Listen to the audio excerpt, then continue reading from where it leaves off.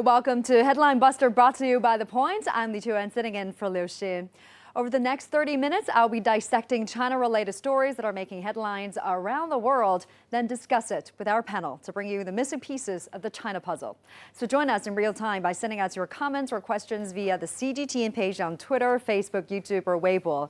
If you're watching this live on the CGTN app, email us at thepoint@cgtn.com. Let me know what you think. We start our live streaming every Friday at 10:30 a.m. Beijing time, so do get in touch and we might just read out your comments. Now, for this week's topic, the American NGO leader blocked from entering Hong Kong. In a video that went viral on Twitter on Sunday night, Kenneth Roth, executive director of the NGO Human Rights Watch, said the local authorities would not allow him to enter Hong Kong, where he was scheduled to launch the group's World Report 2020 on human rights abuses around the world. Now, he said Hong Kong immigration officials had cited only immigration reasons as the justification. But on Twitter, Ross then went to town with his own theories. He said the incident was another disturbing crack in the rights of the one country, two systems, and that he had hoped to spotlight Beijing's deepening assault on international efforts to uphold human rights, and that the decision vividly illustrated the problem. Now, plenty of Western media pounced on this opportunity to promote Ross's side of the story, depicting this case as one more sign of the Chinese government cracking down on Hong Kong's freedom. But they conveniently neglected to highlight the role his organization has played in fueling anti-China forces that have created chaos in Hong Kong. There's more than one side of the story, but lots of media outlets forget the bigger picture or tip the scale in favor of one position explicitly or implicitly. So let's now take a look at a couple of examples from this week. First, Reuters published this article. Human Rights Watch had denied entry to Hong Kong ahead of report launch on January 13th. Well, it describes how Kenneth Roth says he was blocked at the airport from entering for the first time, having entered freely in the past. Then as, during 7 months of sometimes violent anti-government protests, the Chinese-ruled city has barred several activists, foreign journalists, and an academic. Now, first I wonder, what does Reuters mean here by the Chinese-ruled city? Who should Hong Kong be ruled by, if not by the Chinese? And why not just say city, plain and simple? Or is the article trying to imply that Hong Kong is not part of China and that Hong Kongers are not Chinese? It's an odd editorial choice. But regardless, the article goes on to say that Hong Kong has barred several activists, foreign journalists, and academics since the protests broke out, and farther down that a Chinese foreign ministry official had threatened to impose unspecified sanctions against Human Rights Watch and several U.S.-based pro-democracy organizations in early December. But does the article elaborate on why? No, but we can fill it in for you. Now, the Chinese Foreign Ministry on December 2nd said that China decided to impose sanctions on certain NGOs that have supported anti-China plotters who messed up Hong Kong through various means, aiding and abetting them in extreme violent criminal acts and inciting Hong Kong independent separatist activities. It added that China urges the U.S. to stop meddling in China's affairs, including Hong Kong affairs, and that China will take further measures if necessary to firmly safeguard stability and prosperity in Hong Kong and China's sovereignty, security, and development interests. Is it so hard to see why organizations or individuals who want to fuel tensions in a city that's been plagued by violence are not welcome at this time? Well, it's difficult for me to imagine the U.S., for example, welcoming people in the country if they are perceived as agitators or on a mission to trigger further conflict. Now, you're free to think what you want and to publish all the reports you can manage, but if your organization attempts to meddle in China's internal affairs, don't expect China to welcome you with open arms. Now, our next headline comes from UK's Daily Mail. On January 14th, it published the article, China blames Hong Kong anti-government protests on U.S. charity group Human Rights Watch after banning its chief from entering the city. Well, it's one of the only media outlets that took the time to write about China's official response to Mr. Ross's denied entry. Most of the media only covered his side of the story. And yes, the headline is provocative, but is it accurate? Well, the article says China has blamed Hong Kong for months-long anti-government protests on a U.S.-based charity, Human Rights Watch, after the head of the group was banned from entering the semi-autonomous city. Now, to me, China blames. Makes it sound like China is the one that started the conflict to begin with, instead of the NGO, which Hong Kong perceives as fueling tensions.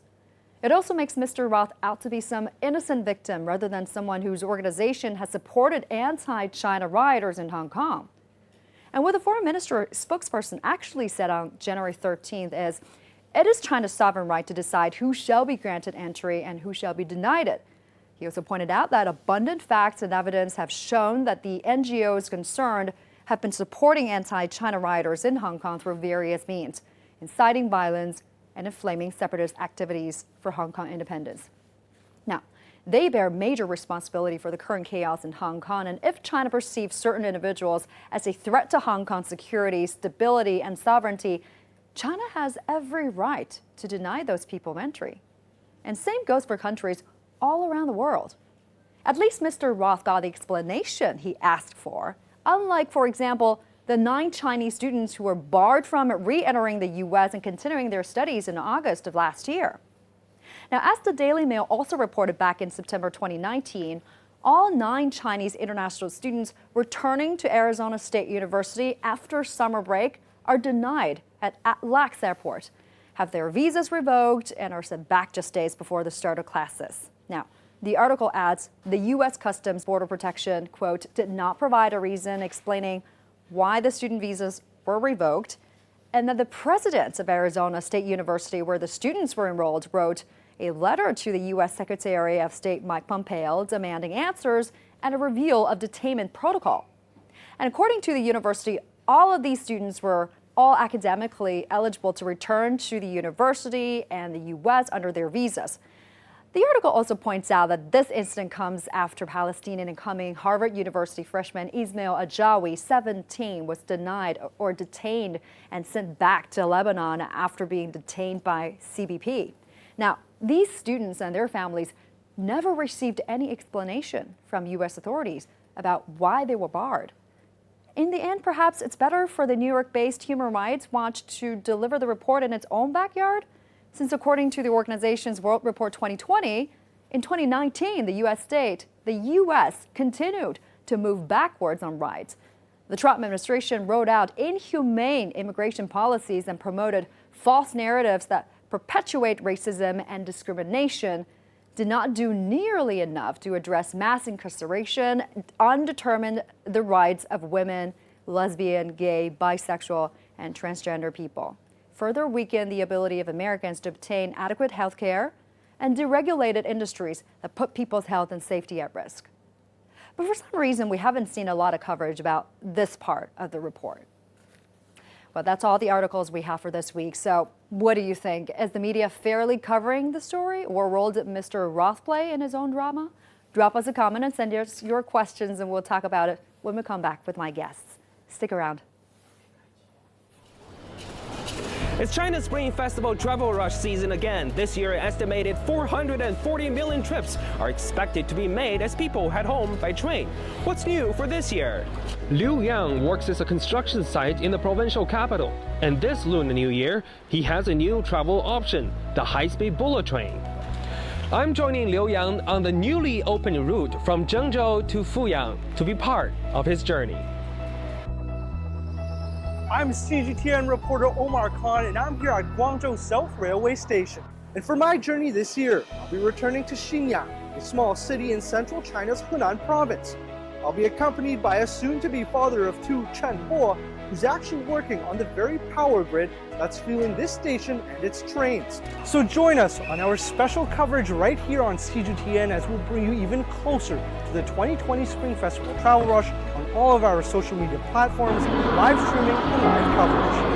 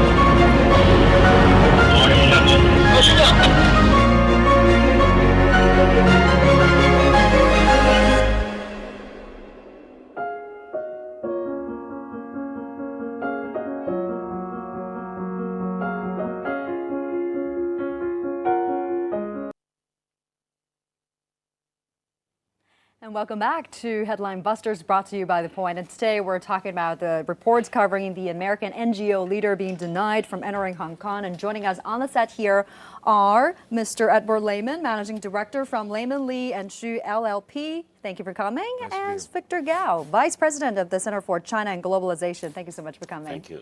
So first of all, let me get your reactions first, Victor, to these articles. In general, is the media fairly covering the story or disproportionately highlighting one part of the story?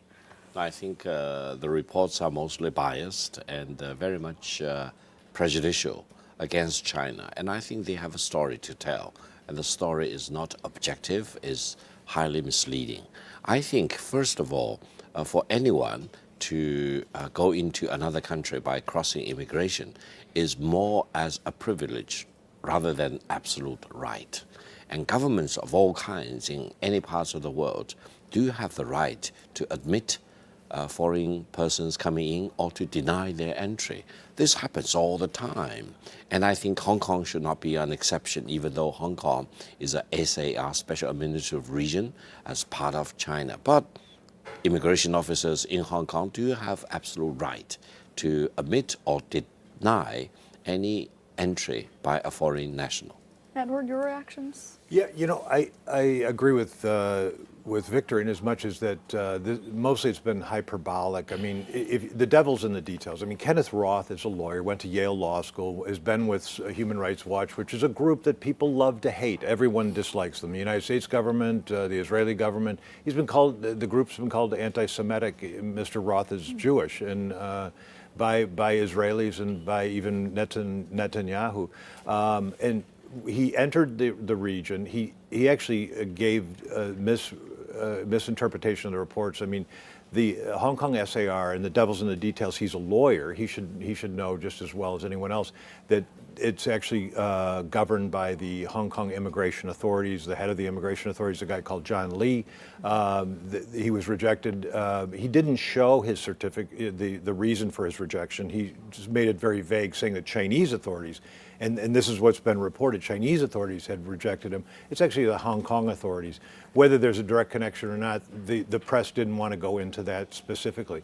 There had been announcements made ahead of time that he was going to come there. There's been social unrest in Hong Kong, and that's very well known. And he came there specifically for the fact of really raising money for Human Rights Watch. Human Rights Watch is a group that governments have just loved to hate, and their whole idea is not to run a government. I've read the 625-page report that Human Rights Watch has put out. I've read his analysis, Kenneth Roth's analysis, and it really is academically lightweight. It's not credible. It doesn't actually identify sources. And so what he was going there, he knew the outcome. He had already made the announcement that he was going to be there. He knew that he was going to be rejected. There was discussion by the authorities saying that they weren't going to allow NGOs in, that we're going to try to be antagonistic. And so he just did it for the showmanship period. And now he's used it. And I've watched some of his interviews, and some of his interviews are saying it's all about grabbing headlines. And that's what specifically that he's been doing, and he's admitted it himself. And here's our viewers, the comments from our viewers. This is from YouTube. CL Lee says, U.S. Human Rights Watch, U.S. charity group. It's not even a UN human rights body. Who funds this group? Who elected this group? You expect impartiality in their reports for their paymaster? Nuts. Huh. Great, I mean, great comment, and a little bit about Human Rights Watch. It started out as Helsinki Watch, and it was started in 1981. Mr. Roth's been ahead of it since 1993, so 27 years he's been there. It's actually, the chairman of the board is a guy called James Hodes, and he's a media guy. So one of their board members actually was asked to resign because he was collecting Nazi memorabilia. So I mean, is this a credible group? I mean, the answer is no. I mean, and again, this has been looked at for the 27 years that he's been at it, and not only has China been critical of him, the United States government's been critical of him. He's written reports about the United States saying that their ratification in human rights conventions is really not effective, and it isn't actually. So I mean, he can look at his own home yard. I mean, Mr. Roth resides and his organization resides in New York City. I mean, his biggest decision or his biggest threat is actually deciding whether to get a prune Danish, I guess, in the morning or not at a buffet. He's not really involved in day to day, and like I said, the analytics of it. Who is it backed by? I mean, the former head of it went to work for George Soros. They have about a $75 million budget, and they're getting donations from a whole wide range of sources. But I think it's to cause agitation in China. It's to cause agitation in the United States and other countries as well, and it's well documented. So there were serious issues about credibility of this group. It seems to me that there are red flags all over the place. But even that, why has the media pounced on this story so much? Now, let me make a couple of points. First of all, human rights are always important, and China actually promotes human rights. Second point is that human rights do not exist in a vacuum. Human rights always exist in a country, in a society, in a particular economic situation, for example. Therefore, sometimes one problem I have with Human Rights Watch is that they describe human rights as if they are absolutely existing in a vacuum. So they disregard the social circumstances, the economic underpinnings, which give rise to human rights. Therefore, that gives rise to a lot of problems. For example, in China, we define human rights, for example, from the very basic rights, that is the right to be free from hunger. That's very important.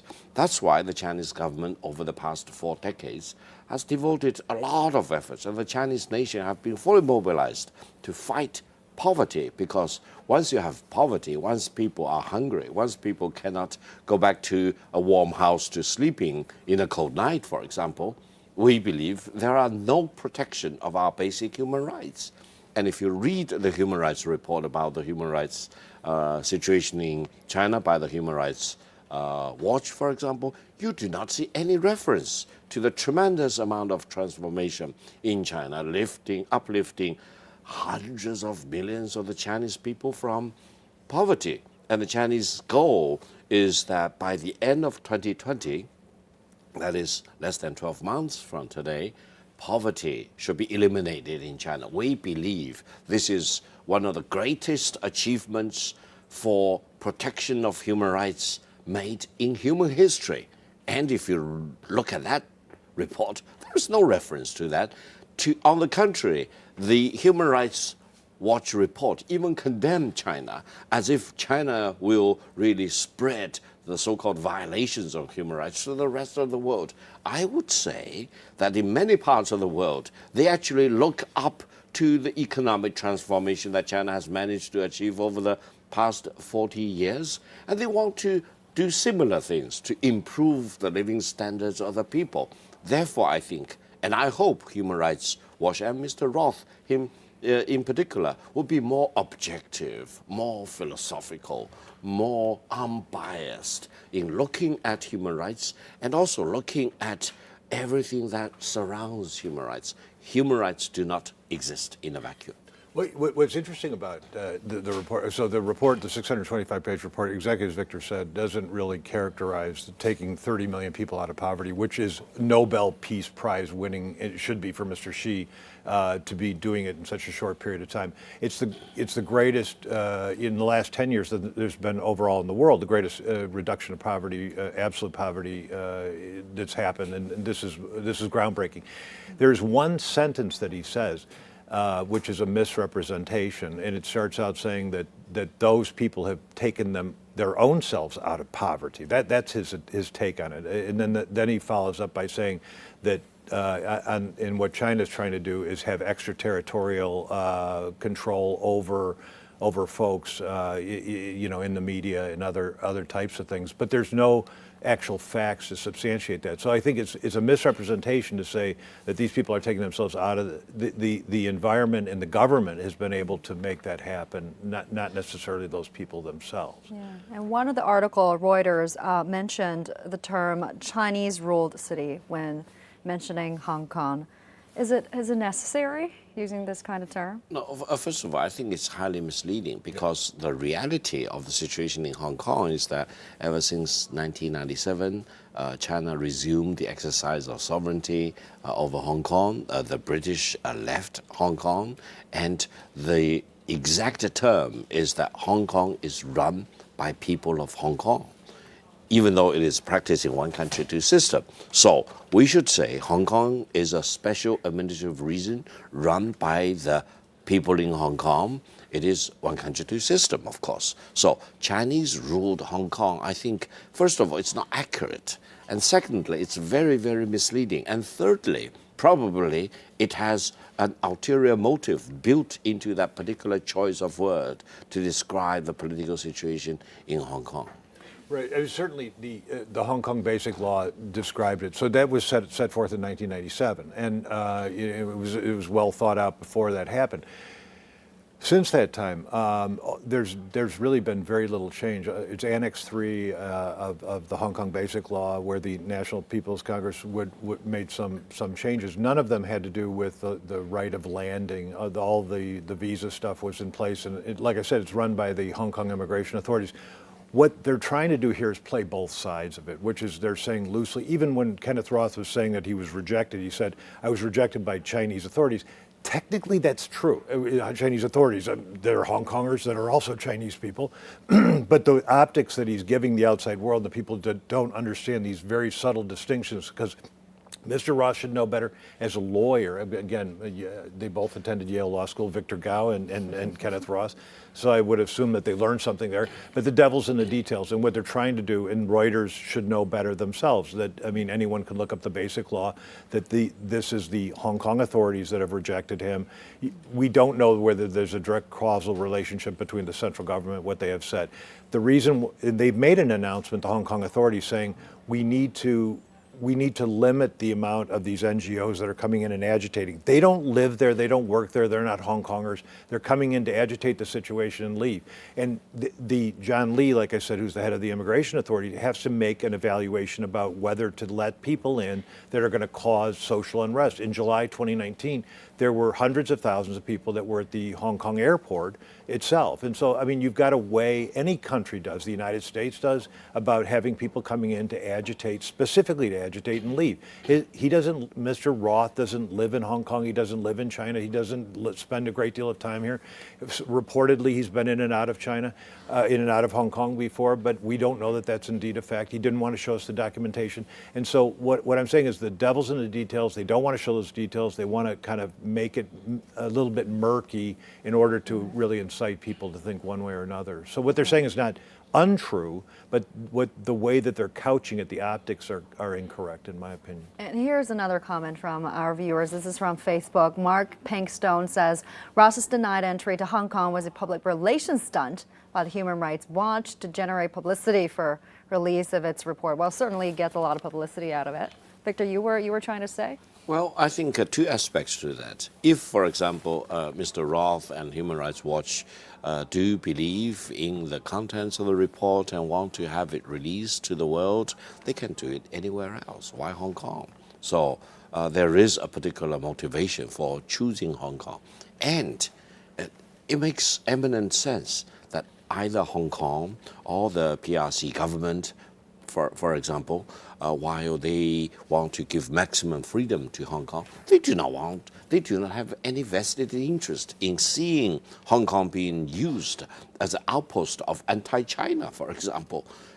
So how can anyone expect New York City be used by, let's say, evil forces or hostile forces against the United States federal government? No, I don't think the federal government want to do that. I don't think FBI want to do that. I don't think people in the United States want to tolerate New York City being turned into a bastion of hostility against the U.S. government, against the fundamental interests of the American people. It should be the same case for Hong Kong versus Hong Kong as well as for China. So I think by choosing Hong Kong to release a report very much anti-China, very much inaccurate and also misleading and sometimes very badly motivated against China, I think he should have expected how he would be dealt with. So I think a denial of entry into Hong Kong should be very much automatically built in the process when he decided to release that report in Hong Kong. He and his organization had played a role into this outcome. He should have known that. And this is another comment from Twitter. Jamie Wright says, Western media again being highly selective in their reporting. Where was the outrage from the same outlets when the U.S. denied Iranian diplomat MJ Zarif a visa to attend UN gathering in New York last week? So it's a practice also in the States, but they're not reporting on that. Yeah, I mean, is it double standard? Is it hypocrisy? Yeah, the silence is deafening for sure with regards to this. It is, of course, a double policy, a double standard, and I mean, they're again, it's all about clickbait. It's all about trying to get attention, eyeballs. It's trying about raising money for Human Rights Watch, and this attending a UN event is much different than attending the Hong Kong Press Club, which is where he was, his intended thing was. And again, this was like a karabuki play. I mean, everyone knew the beginning, the end, and the outcome of what was going to happen, as did Mr. Roth before he left from New York. You know, it was already announced back in December that they didn't want to have NGO groups, you know, that there were going to be restrictions on NGO groups entering Hong Kong. That was announced in December. So he knew that. He made big announcements with the Hong Kong Press Club that he was going to come there and make the announcement. He knew he was going to get rejected. He was happy to get rejected, and he got on the social media immediately, and he's doing it as a publicity stunt to do it. Now with Mr. Zarif, he didn't have the same access to the press and the media, and people just let it die, and the Western media didn't say it was a big issue. And about these NGOs, a lot of people are saying these NGOs are becoming the new missionaries or some form of new colonialism because they are trying to instill their value system on other group of people. Your thoughts on this? Well, the NGOs sometimes can be very vague. You do not know who are providing funding. You do not know who are pulling all the strings, for example. So I think transparency about NGOs should be, absolutely necessary going forward for China-based NGOs, US-based NGOs, you name it. I think transparency should be very, very much demanded. Why? Because we need to know why this NGO is doing certain things, for example, whether they are doing this completely out of their own conviction, out of their scholarship, out of their thorough research, or, for example, they are being used as a pawn by other forces which are hidden behind the NGOs. In the situation in Hong Kong, I think it's very clear that over the past 6 months, some of the NGOs have really played a very deconstructive role in funneling money into some of the so-called protests groups. By now, we know they are violence groups. And they also provided inspirations. They provided organizational training to these anarchy groups, for example. And the result is that you not only see demonstrations and protests, you actually see setting fire, attacking police, for example. Not only mainland Chinese controlled business entities, financial institutions like Bank of China branches have been set on fire. They even set on fire to HSBC headquarters and branches. Why? Because as a bank, you need to abide by the monetary authority rules. So they verified some of the flow of money in and out of Hong Kong. They decided that some of these flows of money are suspicious. So they, as a bank, take regulatory actions against such illicit flow of money. So some of these anarchy groups set fire to HSBC. Do you think this is an exercise of human rights, or this is a violation of law and order? So I think groups like Human Rights Watch should really live up to the general expectation that if you are an NGO devoted to human rights analysis and advocacy, do a better job. Really look at human rights in its totality rather than isolate and fragment human rights into a vacuum and completely disregard the overall situation, which cannot be disregarded if you really want to talk about human rights. I myself I'm a firm promoter of human rights. I always say human rights are absolutely important. And I always say the great result of China's transformation over the past 40 decades is because we promote human rights. Why? Because we want to make sure everyone in China is not left behind, everyone can eat and clothe themselves. Every kid can go to school, for example.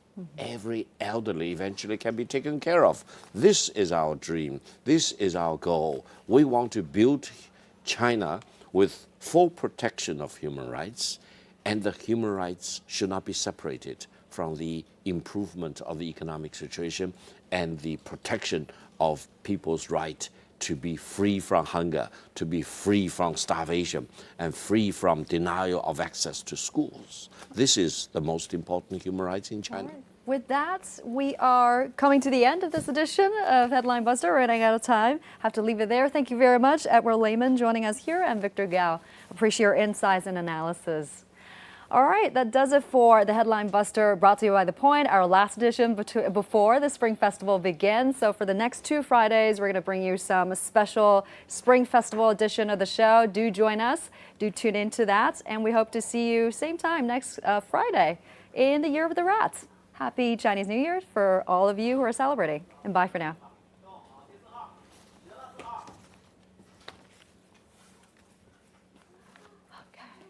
好了，帮我们拍张照。